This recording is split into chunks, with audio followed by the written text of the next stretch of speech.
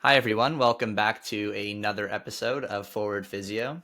The goal of today's podcast is to update or change how we think about pain.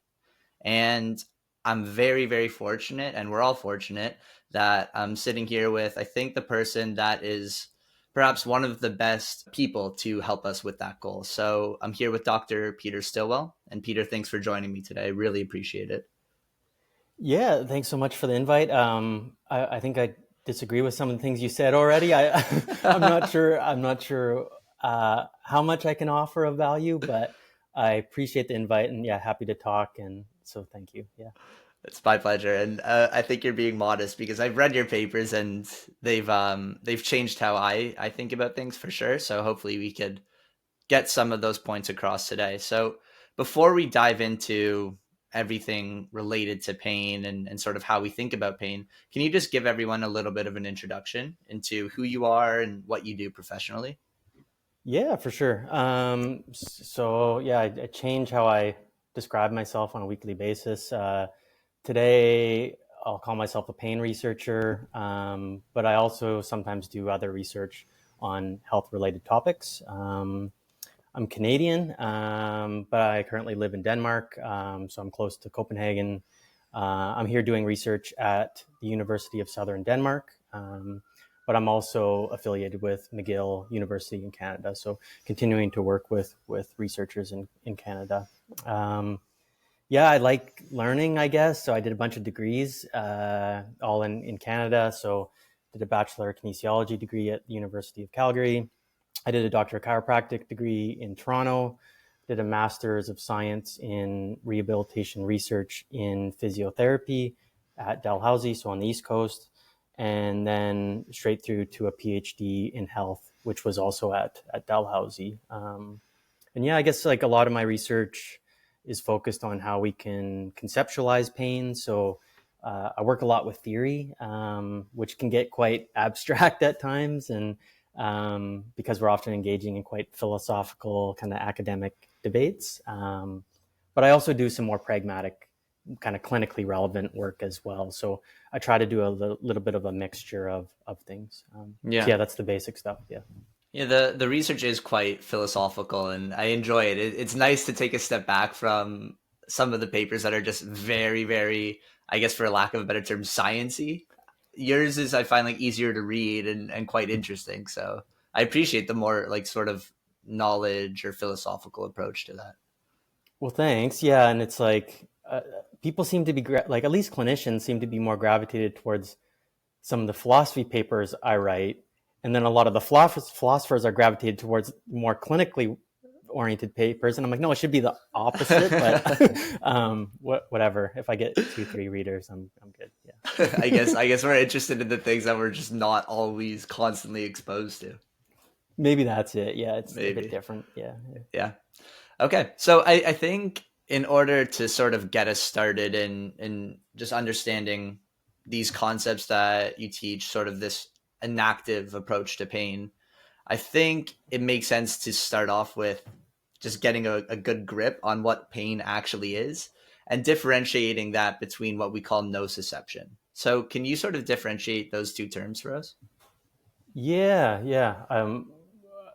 I really like that starting point, and I guess like people have defined pain and nociception in a variety of ways over the years. I tend to mostly rely on IASP, so International Association for the Study of Pain, and I think most pain researchers or people kind of working dedicated to the field of pain tend to gravitate towards that IASP. So they have a taxonomy of definitions of pain related terms, and they do provide definitions for terms like pain, nociception, but a variety of other terms. And I guess really kind of basic stuff is that pain is this kind of like unpleasant sensory and emotional experience. And they're quite particular with that word experience, and I think that is key. So that means that it is personal or subjective. It's unique to each person, and The difference compared to nociception is more the nervous system activity. So as you know, we have all these receptors in our body, and they can be activated by stimuli that is damaging, so damaging to the tissues, or potentially damaging. So activation of those receptors can create these neural signals. So the interesting thing is that pain and nociception are related, but it's not like this like neat linear relationship. It's not like this perfect one-to-one relationship. And that's where things get, I think, really interesting, but also kind of tricky. So for example, you can have like really high amounts of nociception or high amounts of tissue damage, yet little to no pain. And so I'm sure you're well aware of this, and most people are well aware of this. Is like classic examples in the pain literature are like war, where people just have like these like catastrophic injuries, yet at that time report very little or even no pain. Mm.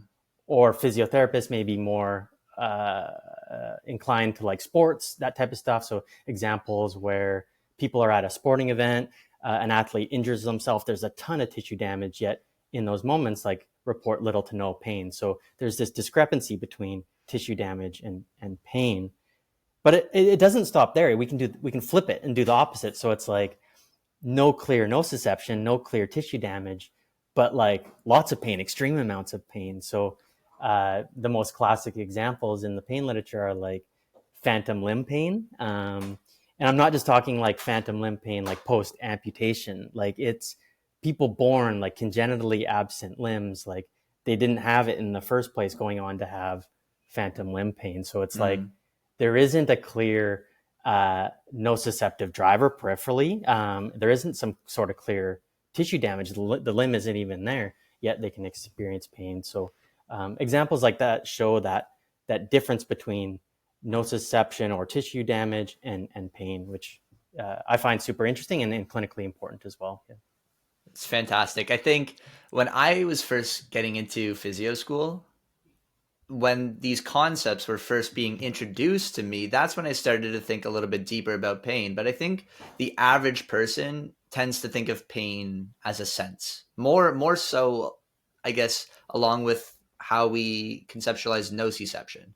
You know, Yeah. there's an input and then we experience pain, it's an output, and it's just a very simple process like that. But I think those two examples, or those few examples that you brought up, how sometimes there could be lots of nociception but maybe not experiencing a lot of pain, Yeah. or maybe the absence of nociception, like an amputee or even someone born without a limb, Yeah. experiencing pain in a limb that isn't even there. Yeah. And I think these concepts sort of open the doors into, I guess, this more philosophical approach in how we discuss pain, because it's not that clear cut and here's an input, here's our output. I wish it was that simple. It'd make everybody's lives a lot easier, but yeah, a bit more Yeah, complex. Yeah. it would. Yeah. So how did we first start to conceptualize pain? What were some of the earlier models, historically speaking, that we used to try and rely on to sort of describe pain and understand it? Yeah, I guess I could take this a variety of different ways. Probably the most useful way to kind of like, or as a starting point, is kind of think more of like the biomedical kind of traditional model. So um, that's historically been quite dominant and arguably still is the main kind of model in healthcare and pain research still today. So I think it's important to touch on that. So I guess as the name kind of suggests, bio, we focus on biology. So trying to find the source of nociception, trying to find the tissue damage to try to explain pain. So thinking of it as like this kind of like more linear kind of mechanical approach. If you have pain, you must be able to find some sort of source. But as I noted earlier, I guess it gets tricky though, because that relationship between tissue damage and pain is quite variable. And there's so many examples where people have pain, especially chronic pain, without a clear nociception, without clear identifiable tissue damage. Classic example is like most cases of low back pain. We can't just pinpoint one single thing, at least with confidence, to kind of hang our hat on. And so with that, yeah, comes a variety of challenges or pitfalls if we just rely on that kind of biomedical model. Yeah. Yeah, I do find that it tends to be very pervasive still. That patients are always looking for like the root cause of their pain. And it's, I guess, another way to talk about the biomedical model is it's pretty reductionist. It's that we find this one source and everything has sort of a cause and an outcome because of it, right? But there's clearly issues with that. Um, so I think that's good to touch on. And then from the biomedical model, we moved more so I think into the biopsychosocial model. Could you explain what that is? And eventually we'll talk about the actual pitfalls of that as well, which I think is fascinating because although the biomedical model is perhaps a little bit more dominant these days, we're starting to shift into the biopsychosocial model. And I think a lot of people think about it as this perfect model that doesn't have its pitfalls, but I think you would point out otherwise, right? Yeah, yeah, and I guess like going back to that biomedical model, like I think a lot of people have been, I guess, stigmatized or not believed when there wasn't this kind of clear biological source of their pain, and so that biomedical model has been critiqued because it downplays or overlooks those psychological and social factors, and I guess even when people do talk about those psychological factors, it's almost like dismissive. It's like, oh, well, we can't find pain in the body, so it must just be all in your mind or all in your head or psychological for some reason. And so some of those issues like led to the development of that biopsychosocial model. So yeah, really getting popular now. People are talking about it, but then I'll often ask people like, what does it mean? Like how would you define it or how would you describe it? And then people kind of give me this like blank look and they're like, it's the thing we should be doing, but I can't quite tell you what it is. So some of my research was like, because I didn't know either. I was just like, I'm like, I probably should know if I'm in healthcare, if I'm a pain researcher. And so some of my Yeah. PhD work was like just diving deep into the model and like into the biopsychosocial model, into some of the history. And I guess most people would say it's like was formally proposed by George Engel. He was like a famous physician, famous researcher. He proposed this landmark paper introducing the biopsychosocial model in 1977. And it really just started with his frustrations. He's like, oh, this biomedical model is just like neglecting these other really important factors, the social factors, the psychological factors. And so his biopsychosocial model, as the name suggests, starts to bring these other factors into the conversation. And some of the, I guess, going into maybe some of the leading towards some of the issues that we see with it is that it is quite vague and kind of clunky at times. And people haven't really quite made sense of how to interpret it. So there's been a variety of these different interpretations. And we've written a little bit about that, including a paper not too long ago. It was in Physiotherapy Theory and Practice. So it was with Ben Cormack, myself, philosopher Sabrina Konings, and Joe Gibson. So we talk about how one of the most common kind of interpretations is that biological, psychological, and social factors shape illness and health. So people apply this to pain and they're like, okay, well, yeah, biopsychosocial factors shape the experience. And we can give people a questionnaire, for example, or verbally ask them about these different factors. And a lot of people would say that's a biopsychosocial approach. But another, I guess, important interpretation, I think a less dominant interpretation, is the kind of caring and the humanistic feature of the biopsychosocial model. So that was something that was quite prominent in George Engel's writings. So emphasizing the importance of the clinician-patient relationship. It's not just about giving them a questionnaire about different factors or asking about these different factors. It's about building trust. It's about mutual respect, that type of stuff. So we've been talking about, yeah, those being some of the prominent interpretations of that model. And then we've been getting into also written about some critiques as well. Yeah. That paper with Ben Cormack and Joe Gibson. Who is the other author? Sabrina Konings, she's a philosopher. Yeah. Right. Don't want to leave her out as well. Yep. That one's called the biopsychosocial model is lost in translation, right? Yep. Yep. That's the one. S- Yeah. So I find it's in theory such a great idea, and it's this idea that we want to treat the person as a human being, and that we're starting to understand that pain is a little bit more complex. That's great, but I think a lot of the issues, as you bring up, is that we tend to sort of fragment the person into like three different buckets: bio, psycho, and social, Yep. instead of doing what the model was intended to do, which is look at the person as a whole.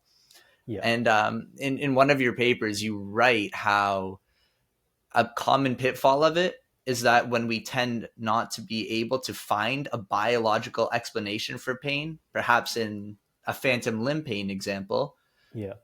we then end up bucketing the person into a more psychosocial category and then almost like blaming their brain or Yep. blaming them and stigmatizing them.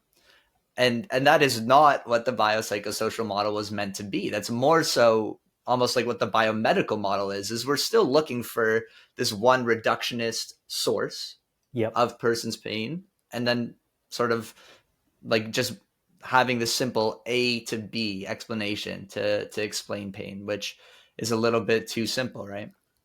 I think you put it so nicely, and I think it comes down in part to some of maybe the vague writing and like some of the limited theory in Engel's writing. So an example is one of his papers. He had this like vertical hierarchy where there's like these different kind of levels of these different systems, and it's like going from like society to the person with the experience down to the nervous system and down to molecules. And so people will go, oh, okay, well, we have the person with experience here, and we can actually make sense of that by just reducing it just to the nervous system or just to the brain. So pain is caused by the brain. And it's like, I don't think that's what George Engel was going for, though. He was talking about how at least he was kind of moving in the direction of all these things are always dynamically interacting. You can't just reduce it to only the bios. You can't just follow his vertical hierarchy down. So yeah, as you nicely put it, we critiqued some of the interpretations, or maybe we call them misinterpretations Right. of his work. And also the buckets. Yeah, it's like the ICF is like a classic example where it's supposed to be grounded in the biopsychosocial model, but you kind of have these like different buckets where it's like a list of biofactors, a list of social factors, a list of psychological factors. And then people will tend to, at least the literature suggests this, and stuff that we've seen is like, well, yeah, we touched on those things, but I'm going to focus on the bucket that I'm most comfortable with, and also the factors in that bucket that is I'm most comfortable with, and largely disconnect them from these other factors. Yeah, tricky stuff. Yeah. Yeah. It's so tricky. It's so hard for us to think about these concepts. I think the human tendency is to simplify and to break things down into things that we understand, which is sort of what we're trying to get away from with these models. I think that's like human nature, though. We put things into buckets to make sense of them, and it's like artificial domains. And I think the issue is when we start to forget that like these are just like artificially created. They're actually connected and intimately tied together, but we just made it kind of clunky to try to make better sense of these things, and we forget that sometimes. Yeah. Absolutely. I'm just gonna pull up a quote quickly before we move on to the next topic that sort of ties what we're speaking about together. You included a quote by the great Dr. Robert Sapolsky, a stress biologist. Mm-hmm. So let me find it quickly. So, boundaries between different categories are often arbitrary, but once some arbitrary boundary exists, we forget that it is arbitrary and get way too impressed with its importance. And I think we can talk about that when it comes to the biological or the psycho or the social, but we could also talk about just different sort of body parts as well. And I think Dr. Sapolsky has the luxury of studying stress, Yep. which impacts everything. So he's, I think, fortunate to understand how things are a little bit more complicated and how a stressful environment can influence things sort of internally within us, Yep. and how that could influence our cognition or our pain, etc. Yep. So the thing about the biopsychosocial model is that it doesn't talk too much all the time about our actual environment, right? Yeah, and I think, yeah, to be fair, I think it does, but it's like And I think it's a really great start. And I think I regret, like, I had a paper with Catherine Harmon in 2019 that was like beyond the biopsychosocial model. And it's like, and people thought that I meant I was like, we're throwing away the biopsychosocial model. I'm like, no, no. And so, like, in retrospect, I probably should have called it building on the biopsychosocial model Mm, instead of beyond, like, because it's like working with Ingalls' foundation, but adding some nuance, adding some theory, because he did kind of have these kind of like, it's like separate layers, and one of those layers was like society, the environment, the biosphere, as he called it. mm. But there just wasn't like as much connection and dynamic interaction appreciated. But for the time, it was like really great thinking. Yeah. Yeah, very fair. And again, I think most of the issues are with misinterpretations of it. Yeah, and I think it's and that comes from a bit of the vagueness too. So it's like it's a problem with the model in itself, but also in the application. So and those two are tied, I think. Yeah. Okay, so let's build upon it. Yeah. Uh, you build upon it with the enactive approach to pain. And it could be a little bit tricky at first. So, could you try to explain it sort of in simple terms for clinicians and even maybe a patient to understand? Yeah, I think it's like, yeah, I guess it's like technical philosophical theory. So I wouldn't explain it to a patient, or maybe there is situations where that would be helpful, but like I think more so for clinicians, like I think maybe knowing a bit more about the theory might be helpful in guiding how they interact with patients. So in really kind of broad strokes, it is like a quite popular theoretical framework to understand experience. It's been around since the 90s, and the foundations before that go back over a century. And people have been applying it to a variety of different topics over the last 30 years, and only more recently applying this theory to the pain experience. So I've been involved in that work, but also other people. But yeah, right from the start, an activists say like we shouldn't be splitting things up into these kind of separate buckets. They make that quite clear. They say that experience comes from a person's interaction with their environment, and there's always these many kind of dynamic factors interacting and shaping the experience. And what's quite interesting is an activist like quite strongly reject this idea that pain is just simply, or any experience is just simply in the head or simply caused by the brain. So it really Mm, starts to conflict with kind of like the popular mantras that you hear in some clinics and some pain courses. So instead, I think they take quite an intuitive approach, pretty common sense. It's like, yeah, the whole body and movement shape experience, but that body is also always in a physical and social environment, and that also shapes the experience. So it is a bit of a, like I think I already said this, like common sense, but it is a bit more comprehensive and a more dynamic view than that kind of like more kind of clunky biopsychosocial approach. Yeah. right, right. So, I maybe it would be helpful to talk about like a pain example and Yeah. how we would sort of look at maybe back pain or maybe even phantom limb pain, whichever one you want to go with under the inactive approach.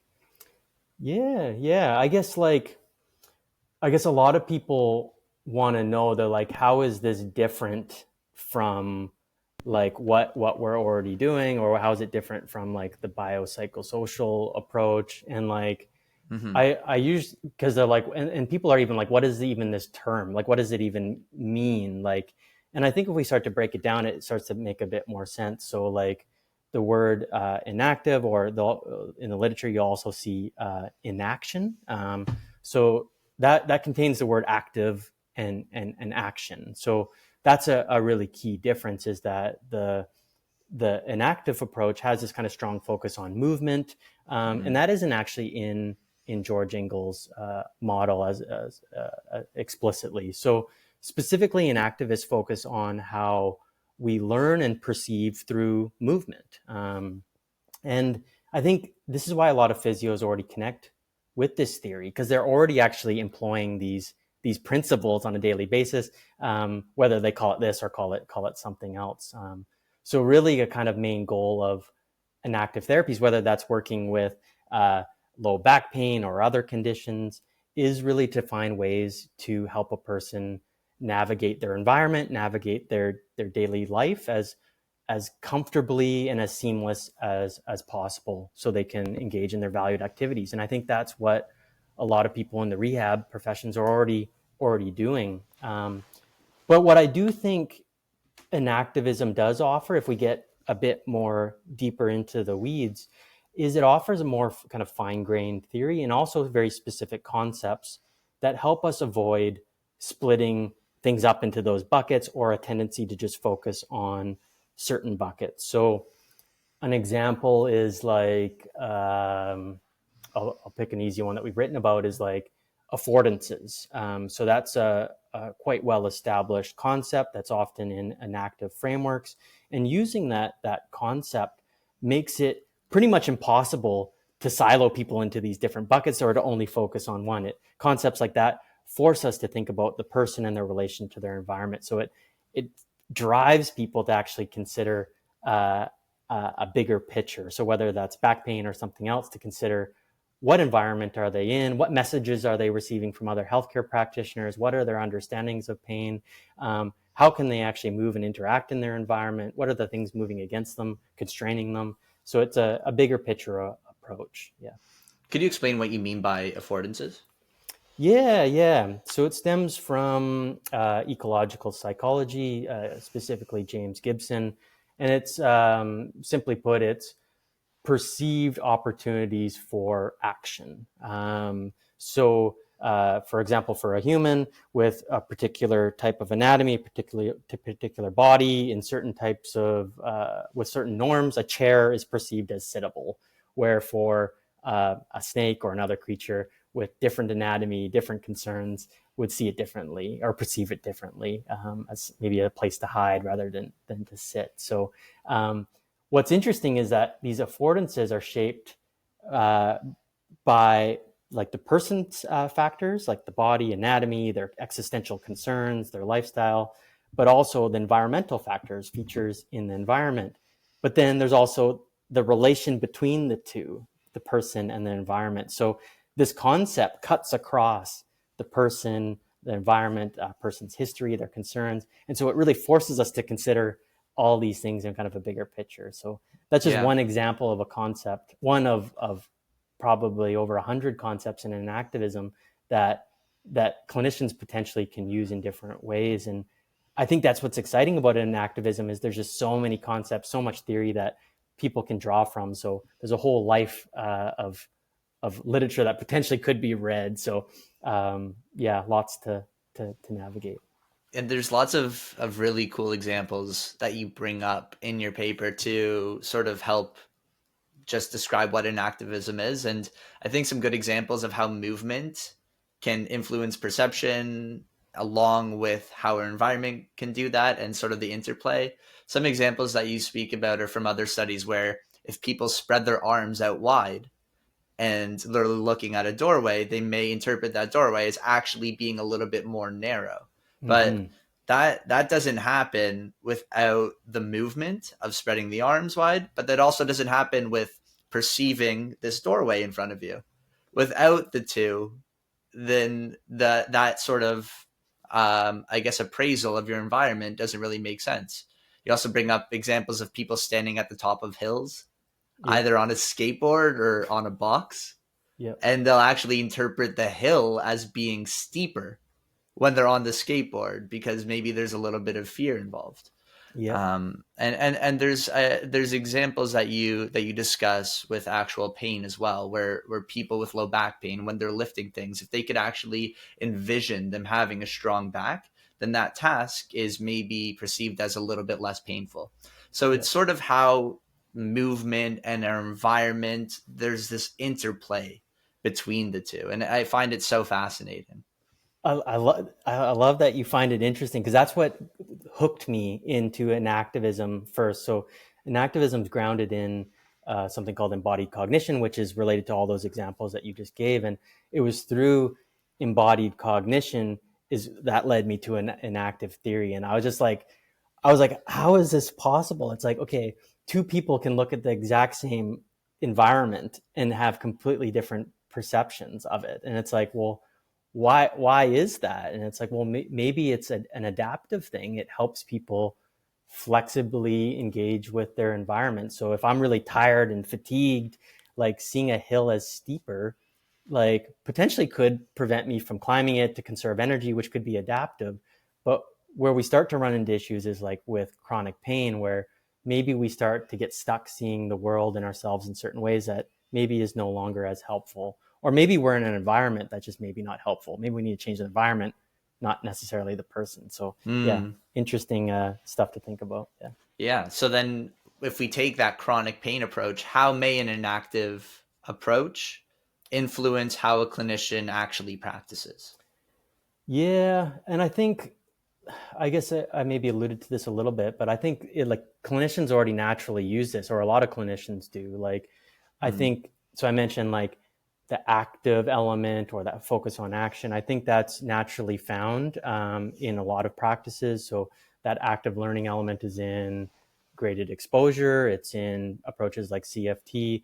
Anything that's like helping try to create, I guess, like safe opportunities for patients to notice how their pain changes in different environments, or notice how pain changes with different movements, or even if they're in different emotional states or have a different attentional focus. So I guess where I think like if we get a bit more detailed though, I think if clinicians know a bit more about the theory, they may actually be able to avoid some of the problems that we talked about, some of those kind of pitfalls. And over the years, I've talked to people where they said like, hey, I thought I was taking a biopsychosocial approach, but then I realized after reading some of the enactive literature, like I was just like so brain centric, so nervous system focused, and like I'm now more open to these other factors, or at least the interconnection with these other factors. And people have said things like, I was actually limiting, like through my pain explanations and the way I talked about pain, I was actually limiting people's understandings of their pain and of their body, but also limiting treatment options. If they had a bit more of a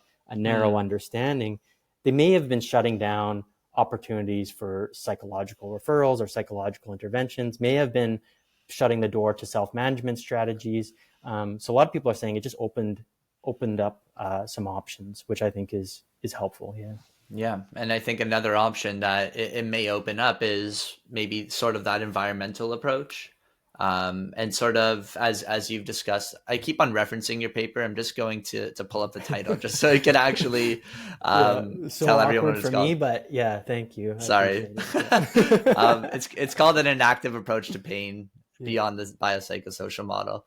Um, what was I saying? Oh, right. So taking a little bit more of an environmental approach and sort of, I guess, people have beliefs or perceptions about their environment based upon a myriad of things, including their pain. And if they are perceiving a set of stairs as dangerous or Mm. as like that they're going to be painful, can we alter their environment or the task to Mm-hmm. help start to maybe change their beliefs about those things? Maybe could we find an easier set of stairs for them to do? And maybe they think at first that it would be painful to go on it, but they have a positive experience completing the task, and maybe that could sort of start to change their beliefs.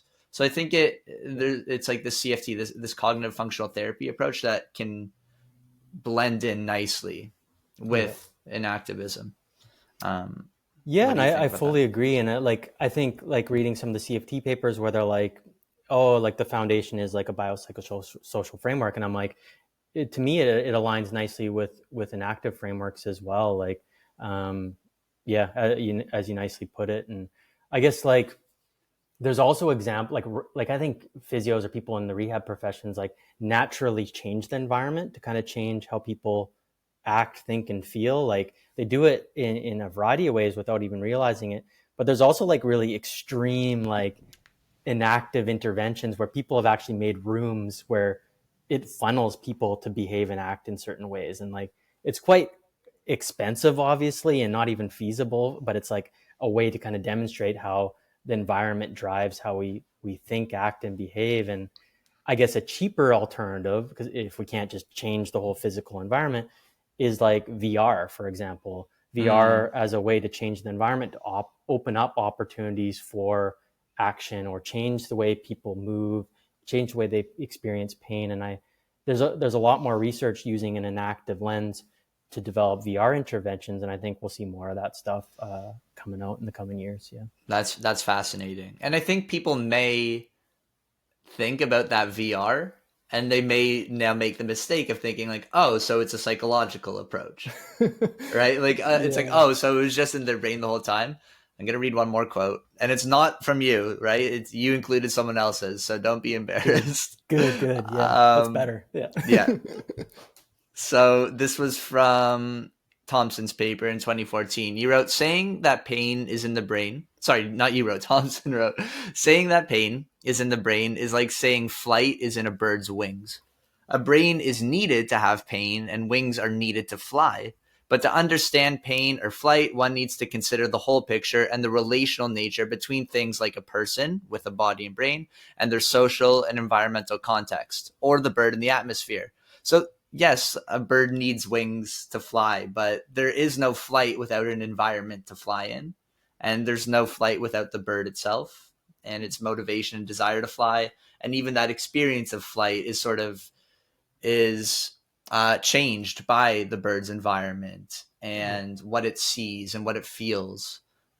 So I think when we're using VR to help with pain, it's not to say that, oh, there's just like this one-to-one relationship with pain is in the brain and we're going to solve it with VR. We're changing the person's environment so mm, that their body and their perception and the environment could have this very complex interplay altogether to eventually change their experience of pain, right?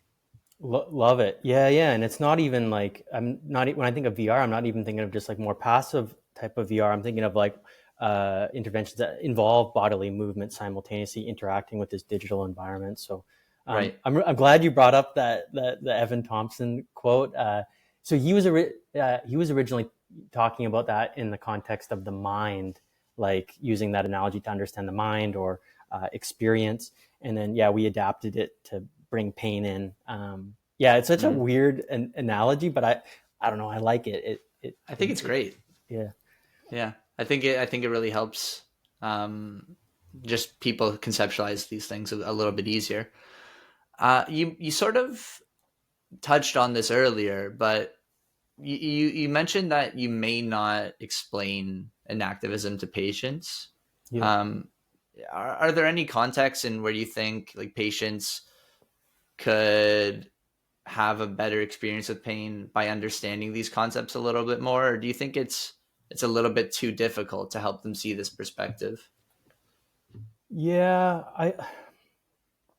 yeah, there may be certain contexts, but and it's kind of like the whole like explain pain movement where it's like you sitting down a person and like explaining the biopsychosocial model. Like there may be opportunities there to like help expand a person's understanding of pain or change their beliefs, which may in turn change behavior. But a lot of the inactive literature is more just like, no, just like do it. Like the clinicians act, like show a person like through movement, through different activities, showing how pain can be modulated, showing how movement can be modulated. And that'll actually create openness to these new ideas where it's like, oh Hmm. wow, pain changes when I'm in these different environments. Oh, it changes when I'm in different states. Oh, it changes when I have different focuses of attention. I think you don't have to explain a theory or give it a name to deliver these principles, which I think is like, yeah, exciting. Yeah. Yeah. So I don't think like I've never talked about like when I worked in clinical practice. I never talked about the biopsychosocial model or an activism or anything, but like these principles would like guide a lot of what I did. Yeah. Right. Yeah, I guess it's one thing to tell them that they can have a different experience. It's a very different thing to actually show them. Exactly, and I think a lot of the literature and activism is about education. So there's been whole kind of books and papers written on this, how enactive theory can inform how we teach students, and not just to, like outside of healthcare, how it can actually help people with like math education or learning about space or Hmm. all these different things like getting people moving and experiencing things can help them develop new understandings and better understand concepts. So it's very a practical action oriented approach rather than Yeah. just sitting somebody down. Yeah. Yeah. So let's say you said that these sort of concepts really helped inform your practice, but not necessarily in the way where you would explain these concepts to somebody. Could you maybe chat about if you were working with someone with maybe back pain Mm-hmm. and maybe they had a lot of negative beliefs about their pain? How would you sort of approach that clinical encounter in an action oriented way? Yeah, I guess like the starting point is always like listening and validating the person's experience as real, regardless of the assessment or imaging findings or anything. So I think that's like crucial. Like time and time again, like the qualitative literature says people feel like they're not believed, they feel stigmatized, they feel like the healthcare practitioner doesn't take them serious, and I think that's a crucial starting point. Um, and then over time, it's developing strategies together in terms of what they think is viable, what their goals are, what their options are. So it always look different, but there was always usually some sort of like active movement based intervention. So stuff that would look very similar to graded exposure. So challenging people in safe ways, so that they can actually experience success, to overcome challenges that they thought maybe weren't achievable, and nudging them towards the particular goals that they're interested in, whether that's going to work or playing sports. So really, I think it's like basic stuff, but I think it does deviate quite a bit from maybe some of the popular approaches that are more about like finding and fixing a specific anatomical feature, or the sit down the patient and teach them about pain, talk about the brain and neuroplasticity. It's more of like just get into doing these types of things and sprinkle in the verbal education as you go. Yeah. Right, right. And even if someone maybe thought that the cure to pain was to get stronger, perhaps that could mimic or resemble that graded exposure approach that you just discussed, where someone's lifting weights and they're progressively getting more challenging over time. And in the clinician's mind, maybe that person's getting better just because they're getting stronger. But there's potentially other explanations. Like we're changing that person's whole experience, and maybe some beliefs were changed along the way. So I think it opens up like some more avenues for treatments, as you sort of discussed. Like now we don't need to just sit someone down and talk about why pain is in the brain, or we don't necessarily need to just like get their muscles stronger. It's I think once we understand this sort of philosophy, it just helps us understand that this whole thing is a little bit more interrelated and complex, but at the same time it changes our treatment strategies in a way where it gives us freedom, and we're allowed to discuss with the patient what their goals are and use that to inform our treatment approach, instead Yeah. of being so unidimensional in sort of what we target from a rehab standpoint. So I think it's amazing. I love it. Yeah, I think my favorite paper that I've ever wrote was my first paper, or maybe second paper. Nobody ever reads it, but it's like it's still, I think a lot of it's still relevant. It was called like, I think it was 2017, like contemporary biopsychosocial exercise prescription, and it was like challenging. Like at the time, like core stability was so like dominant, and people were like, "Oh, you need to do like these specific TA exercises or the big three," and I like challenged that. Like I was like, okay, well maybe people are getting better for other reasons, not just uh, increased motor control or the timing of certain muscles or strength or muscle thickness. And I was like, maybe there's these other contextual factors at play, like building confidence, yeah, the therapeutic relationship, expectations, beliefs. And at the time, people were like, "What are you talking about? This is like insane." But I think it's like now commonly talked about and like appreciated. But like at the time, I was like, "Oh, this is like totally like different than what I was taught, and very different than what people are saying we should do." But yeah, if you ever want to, I think I disagree with some of the wording. I talk about like exercise adherence, and like it's a bit problematic in some points, but I think the common messages I think are still hold today. But yeah, I wish more people would check that one out. Yeah.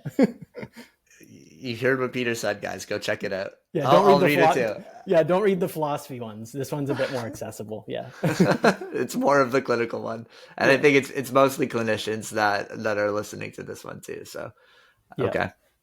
Uh, so last question: what evolution do you foresee coming in terms of pain theories and how we conceptualize pain in perhaps the coming decades?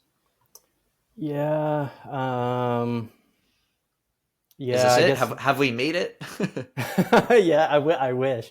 I guess like yeah, obvious stuff is like improved technologies like AI, of course, will help.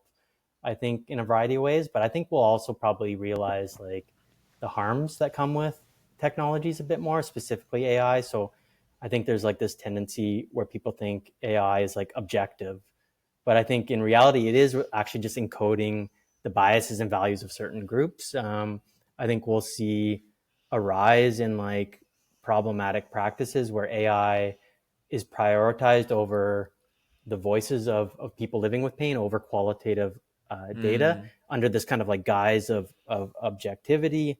Um, Probably hmm. as more harms are documented, people will recognize this a bit more and be like, oh, we probably should do something about this. And then more discussions about bias and inequities perpetuated by AI, which is like, and now that I say this, yeah, now I'm saying this, it sounds like super pessimistic, but so don't get me wrong, there'll be advancements, but I think, yeah, I think we'll hit a wall at one point and just be like, oh, we did some really bad things.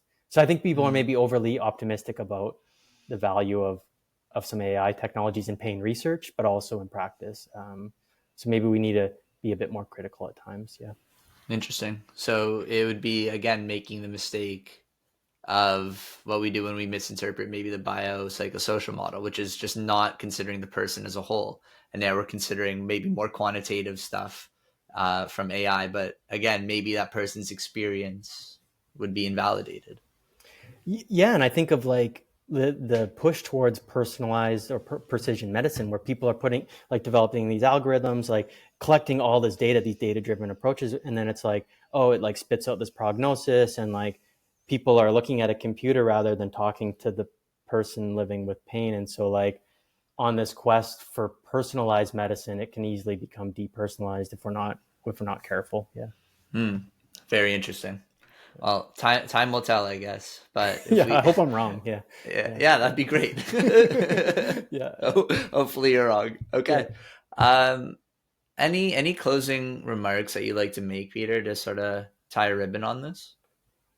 Um, I don't think so. I just want to say thank you so much. And like, I know when I first came across the stuff that you've been doing, like I saw some nice rants on like Instagram, and I was like, oh yes, and he's Canadian. I'm like, this is good. So I want to say thanks for the work that you're doing. And it's not always, it's like pushing against the grain sometimes in some ways, and maybe challenging some ideas and kind of established thought. And I think that's wonderful and great. And it's good to see the critical approaches. And so thank you so much for the stuff that you're doing. Yeah. I appreciate that. I mean, it's much easier to film a 1 minute video on Instagram than it is to write some papers, but I appreciate it.